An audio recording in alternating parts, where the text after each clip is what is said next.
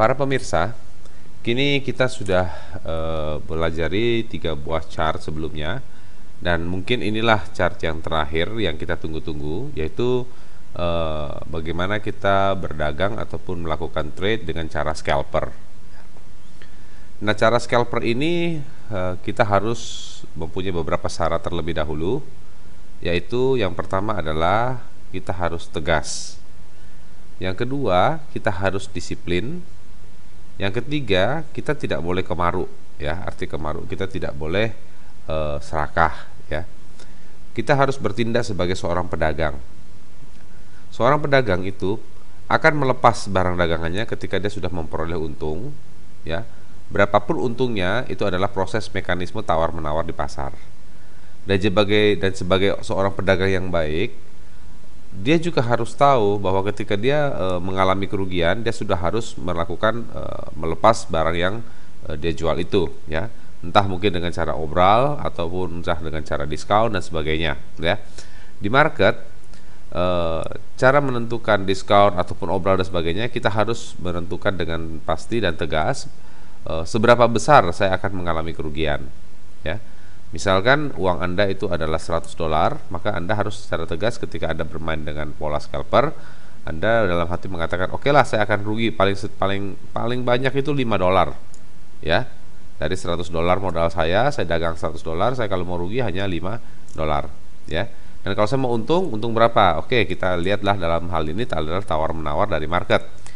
Misalkan pada market yang lesu atau perdagangan yang sepi, misalnya Anda berdagang di pasar dan ternyata sepi pembeli, mungkin hanya dengan 2%, 1% keuntungan dari modal Anda sudah lepas, ya, daripada Anda nanti mengalami kerugian, ya.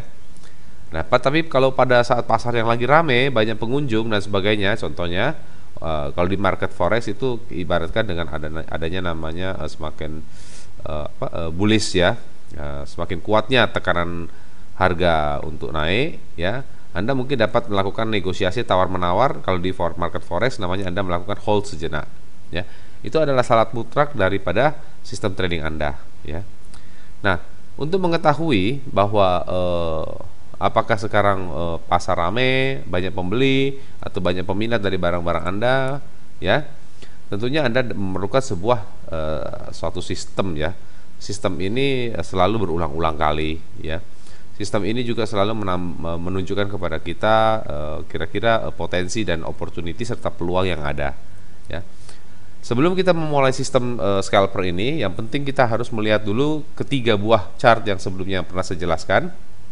Tren ini sekarang sedang menuju ke arah mana, ya. Itu yang paling penting, ya. Dengan permainan scalper, ya, misalkan, ya, sebagai contoh, tren sementara bullish atau naik, ya.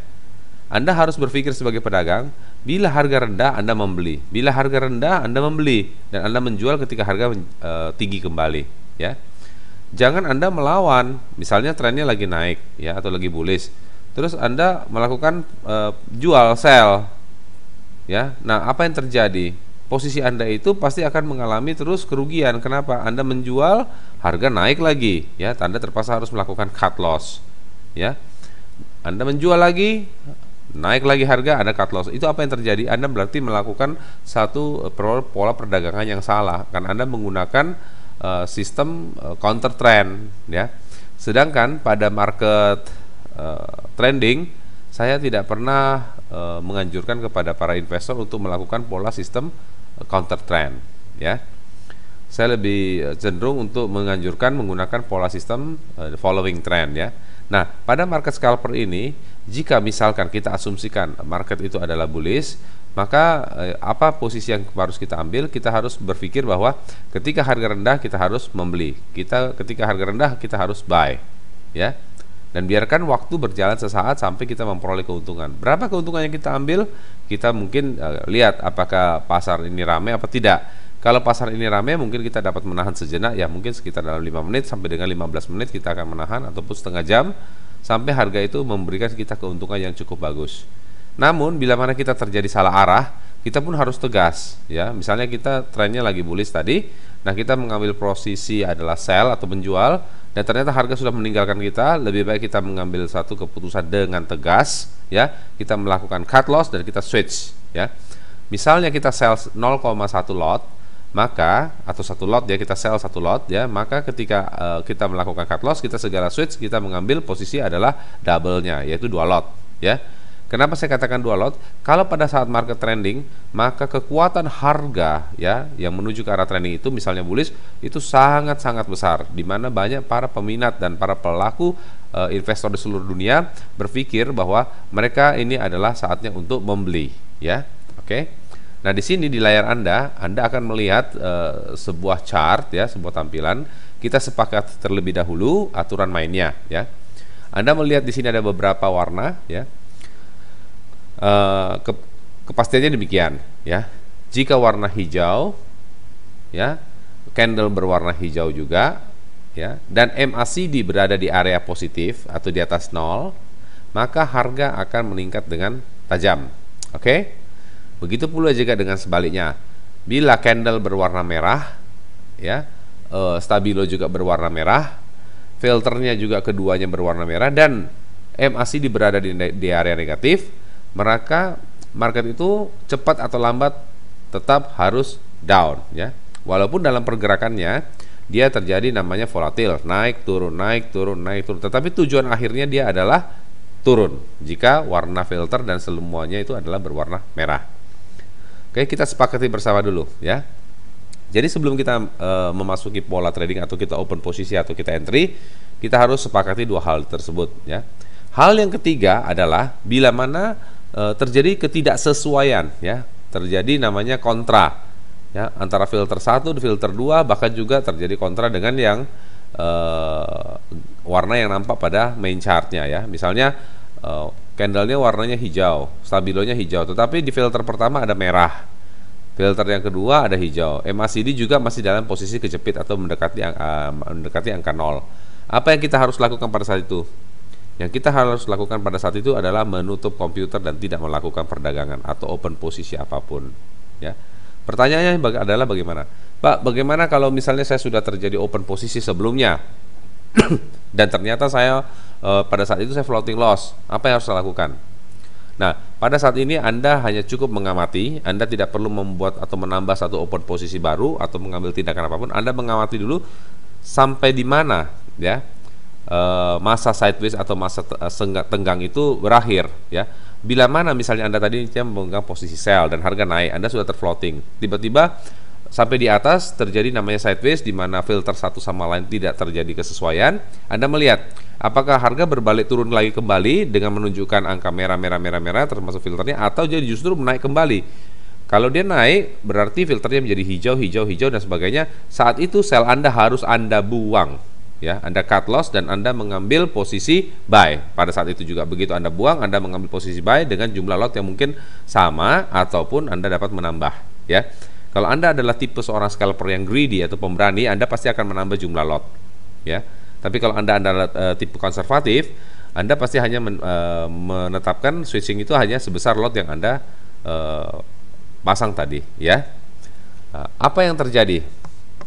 Yang terjadi jika harga itu naik terus, maka kerugian tadi, Anda punya kerugian sell itu dapat ditutupi oleh keuntungan pada buy ya.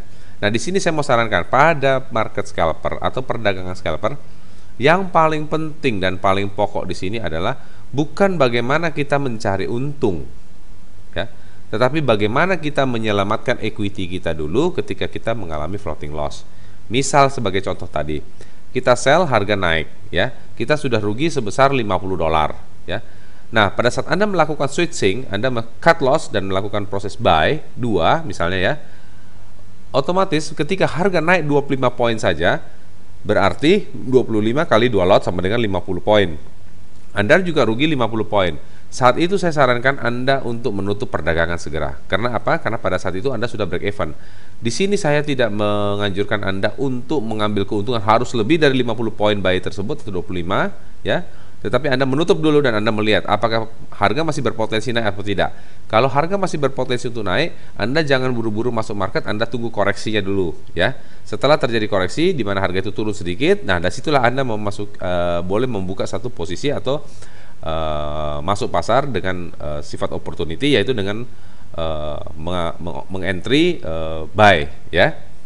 Open posisi buy di situ. Dan Anda tunggu sejenak, beberapa candle kemudian saya pikir Anda sudah beruntung. Tapi intinya adalah apa? Kerugian yang tadi 50 pips itu telah Anda dapat cover dengan teknik switching itu sebesar 50 pips juga ya. Di sini walaupun harga itu bergerak di arah mana, ke mana dan berada di angka berapa, kita tidak usah pusing. Yang penting kita harus tahu bahwa equity kita sekarang sudah pulih kembali dan sudah untung. Keuntungan daripada seorang pedagang itu relatif. Dan satu juga, tidak setiap pedagang itu mempunyai keberuntungan terus-menerus ya. Kadang mereka juga bisa dapat rugi. Oke. Nah, para pemirsa, kita lihat sekarang ya. Sesuai dengan kesepakatan awal, merah, semua merah. MACD juga berada di area negatif. Anda lihat ini merah filternya, merah. Anda sell ya. Anda sell pada saat step pertama Anda sudah untung 13 atau 12 poin. Oke. Tapi pada saat itu Anda membiarkan karena ini semua kondisi masih merah. Ternyata dia naik di sini. Anda minus 2 sampai dengan 3 poin. Anda biarkan saja terlebih dahulu ya.